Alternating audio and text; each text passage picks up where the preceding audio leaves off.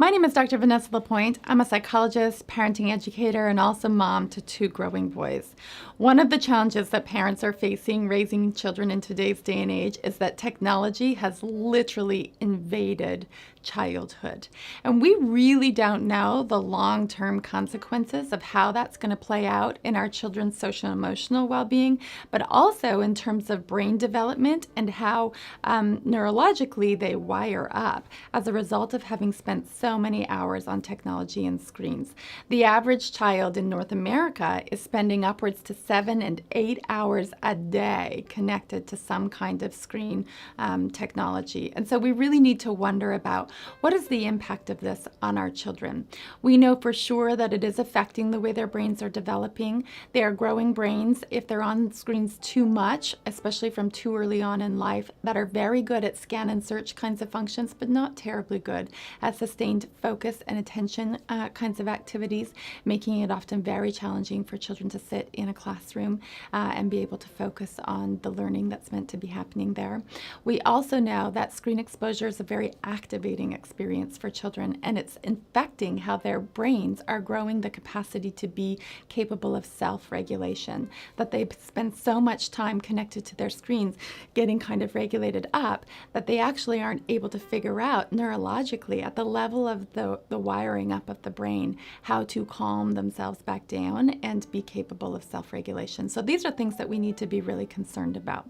As parents, there are several things that we can do to step capably in front of this invasion of technology and really shield and protect our children from screens and what they can do in terms of derailing their development.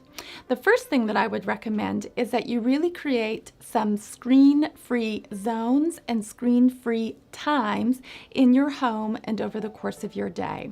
In terms of the zones in your home that you would have be screen-free, you would want to make sure that that includes anything that typically was reserved either for rest or for human connection.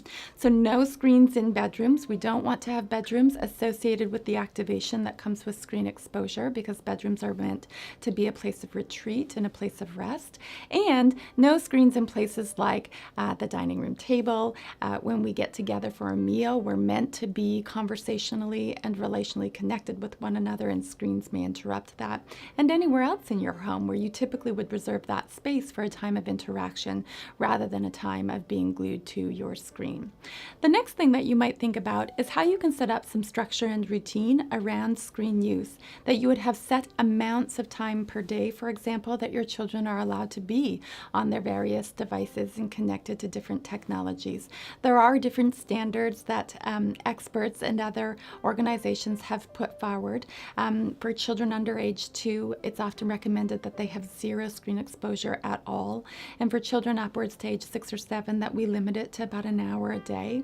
And for children older than that, that they might be okay having about 2 hours of screen exposure per day, roughly speaking. And so you might want to think about how are we tracking that, and how are we making sure that our kids are not feasting all day long on screens and technology. A third thing to think about is how you can actually introduce some competition. Make sure that your children continue to have other kinds of interests. Make sure that you've got your kids out in nature. So many kids today are suffering from nature deficit disorder.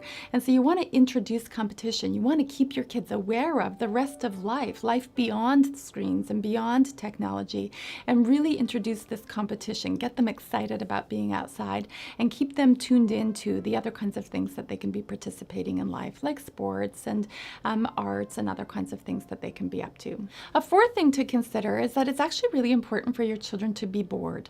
You want to set screens aside and structure and create space and time in their day where they have literally nothing to do, that they're left to wallow in their boredom so their world can become quiet and they can find some space and time to just sit with themselves. Really amazing things happen for children and happen for their development if they're allowed to just become bored.